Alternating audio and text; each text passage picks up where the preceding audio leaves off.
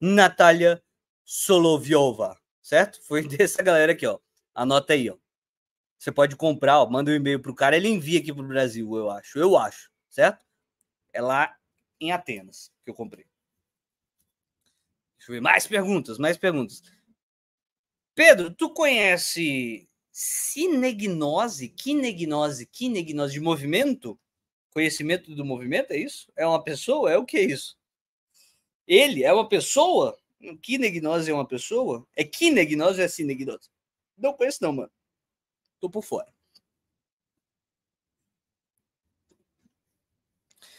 Pode discorrer em defesa do positivismo e teoria da ciência e da técnica? Relacione com o pós-modernismo? Texto de 30 páginas? Como é isso?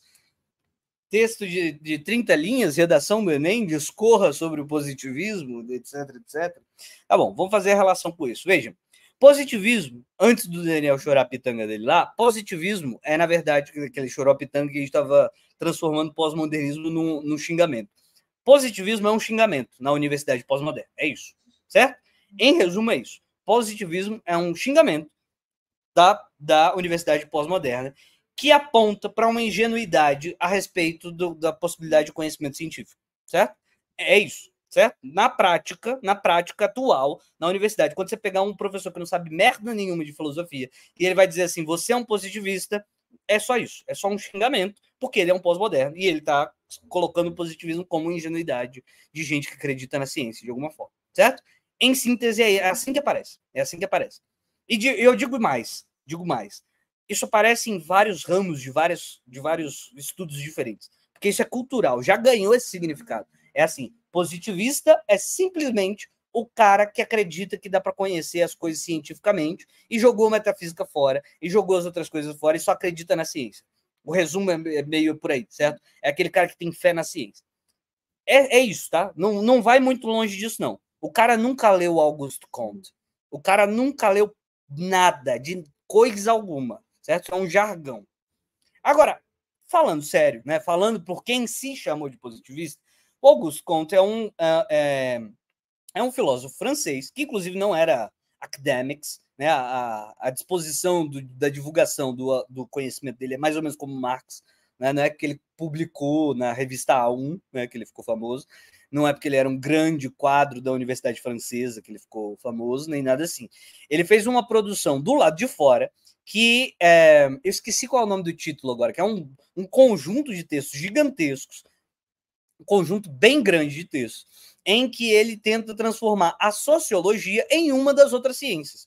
Tipo assim, as outras ciências estavam se articulando. No século XIX, vai acontecer essa coisa de tentar colocar aquilo que ainda não tinha segurança para ser ciência ainda, para não, agora a gente vai fazer ciência, né? A partir daqui. No século XIX isso é muito forte. O Auguste Comte é o cara da sociologia, então ele aborda as outras ciências e fala, agora a gente vai fazer uma sociologia positiva, né? Sociologia positiva. Daí vem o negócio do positivismo, porque ele está tentando dizer que existem estruturas de pensamento que vão desde da religião para a metafísica, e metafísica nele tem um significado muito específico, que é relacionado às ciências de princípios, que partem de princípios, e aí você vai para a ciência positiva, que parte de investigação empírica. É por aí, certo? É por aí. Parte de investigação empírica. Então você parte do que positivamente, a ideia do positivismo, para falar inclusive da etimologia, talvez eu cometa um equívoco, então eu não vou me aventurar pela etimologia. Mas a ideia é, existem coisas que estão ali, é dali daquelas coisas que estão ali que você parte para começar a fazer a sua sociologia. O que acontece? Muitos outros autores vão adotar perspectivas parecidas em relação a isso. Então, o Comte atua como filósofo, mas um filósofo que está tentando fundar uma ciência específica, a ciência da sociologia positiva.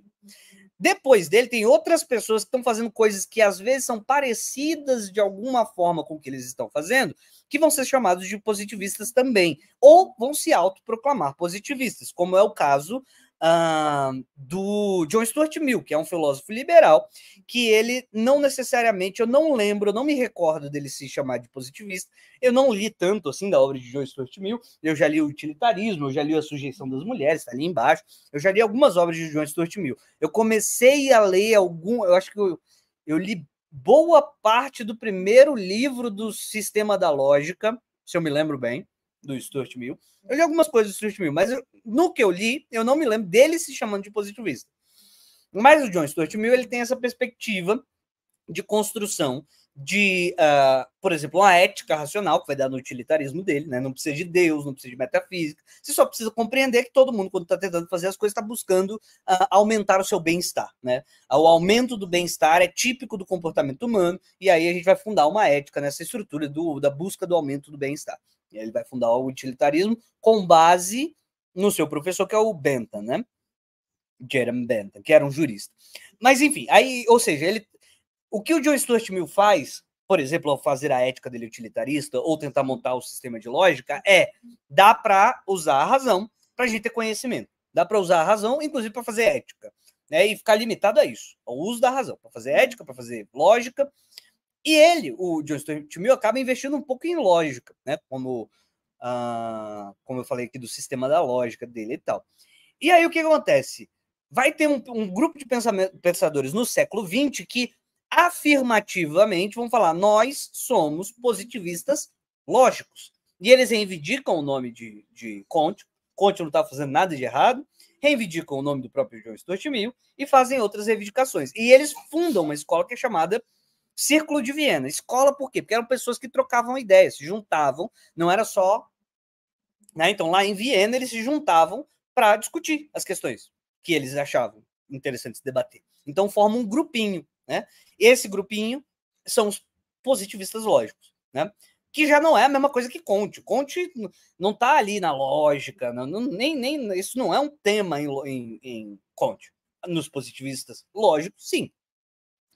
Esse tipo de nome, por exemplo, vai parar na historiografia do 19, que também não tem nada a ver diretamente com Comte, que é a historiografia interpretada tanto a francesa quanto a alemã, quando ela acha que dá para fazer ciência histórica. Quando ela diz assim, dá para fazer ciência histórica, aí o pessoal chama de positivismo. Eu ainda não descobri de onde é que veio chamar o porra do Leopold von Ranke de positivista.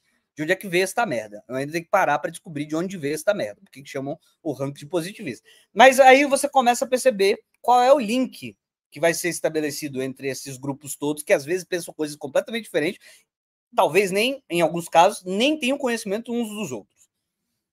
É gente que acredita na razão humana. É gente que, nos tempos, a partir do século XIX para frente, acredita que dá para fazer ciência mesmo, saber as coisas de história, de sociologia, de psicologia, de etc, etc, etc. Aí o pessoal, positivistas. Positivismos para cima dele. E, portanto, virou um apelido pejorativo. No direito, por exemplo, qual é a pegada? No direito, você tem um cara específico, que é o Kelsen, que é um... Ele é austríaco, se eu não me engano meu? Não, ele é alemão mesmo, que ele discute com... Não lembro. Não lembro se ele é austríaco ou se ele é alemão agora. Eu devia saber isso, mas eu esqueci. Mas o Kelsen, ele estabelece uma possibilidade de você fazer direito de maneira bem mais clara do que o padrão. Se a gente tiver um apego às estruturas lógicas dos textos normativos.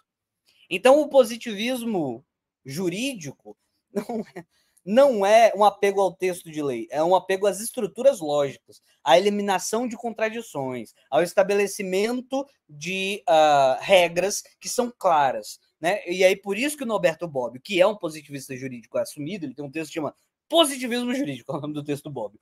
E aí ele explica o histórico, ele mostra, olha, não é que o positivismo jurídico acredita que dá para fazer direito sem valor, é que ele coloca um valor acima de todos, que é o valor da segurança jurídica.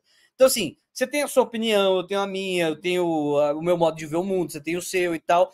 Como a gente vai ficar discutindo eternamente, o que seria interessante? Que as regras fossem claras. Então, o apelo lógico do Kelsen é o apelo da clareza. Eu tenho que responder as coisas, eu tenho que saber que comportamento pode, que não pode, que tipo de punição vai, até que limite e tal, de maneira clara. Né? Aí, por isso que o Bobbio fala que o positivismo jurídico, o valor dele é o valor da segurança, da obviedade. Eu não posso ser surpreendido pelo direito. E aí, por isso, você tenta fazer aquela estrutura e tarará e tarará. O que isso tem a ver com teoria da ciência? Tem a ver que, na origem, lá no Comte, o Comte estava tentando fazer uma teoria da ciência. Ele estava tentando dizer, a ciência se formou agora na modernidade, antes não tinha ciência, antes tinha uma piada, né? O que Aristóteles e Platão estavam fazendo era uma espécie de piada de mau gosto. Porque qual é a ideia? Que o principal foco deles é a partir dos princípios e daí sair deduzindo coisas, a partir de princípios estabelecidos pela razão e tal. E que ciência de verdade, no período moderno, faz de maneira contrária, pelo menos desde Francis Bacon. Né? Perceber que, na verdade, você vai fazer ciência. Como é que você descobre as coisas? Como é que você sabe as coisas? Na visão moderna de ser, você olha para as paradas vão te dar indicativo, e aí você começa a anotar e catalogar esses indicativos que as paradas estão te dando, e aí você vai perceber como essas coisas são, como essas paradas são. Né? Claro que eu estou fazendo uma simplificação para dizer que há uma espécie de virada moderna na perspectiva do Comte, que antes você tinha pensamentos religiosos malucos, né? Por que está chovendo? Está chovendo porque energias, porque a vontade divina e tal. Depois você fica um pouco mais especializado e você começa a dizer, não, está chovendo porque tem uma estrutura tal que se chama chuva. A chuva, por definição, e aí você começa a pautar as coisas por princípios, você começa a tentar investigar as coisas por princípios, e por último, você vai tentar investigar as coisas a partir de como elas se apresentam. Como elas se prostam na sua frente. E que a ciência moderna é muito mais eficiente, esse é o elogio dele, e que a sociologia, ao final das contas, deveria fazer algo parecido com isso. Por isso tem a ver com a teoria da ciência. Só que é uma teoria da ciência do século XIX, né, pelo amor de Deus. Mas só que, veja, quando estão criticando o positivismo, ninguém leu Comte, ninguém dá duas fodas para Comte. Ninguém leu Comte. É difícil você achar esse texto em português. Eu até esqueci, como é que é o nome desse texto? Eu não lembro. Mas é difícil achar esse texto em português. É difícil. Então ninguém lê essa merda, certo? Ninguém lê essa merda. Ninguém vai buscar no Library Genesis esse texto em francês para fazer a crítica. Não vai. Não vai. Vai por mim. Não vai. Então o que acontece é que isso virou uma espécie de jargão, porque é claro que um cara do século XIX está falando um monte de merda, né? É óbvio que você não vai pegar a estrutura do cara do século XIX e aquilo tá certo. Mas não usam isso para atacar o Comte. Usam isso para atacar a pretensão mesma, só e pura e simplesmente a pretensão de que dá para fazer ciência a partir das coisas que aparecem para você. E dá para fazer ciência mesmo. Tu descobre umas paradas mesmo e desenvolve mesmo. Então,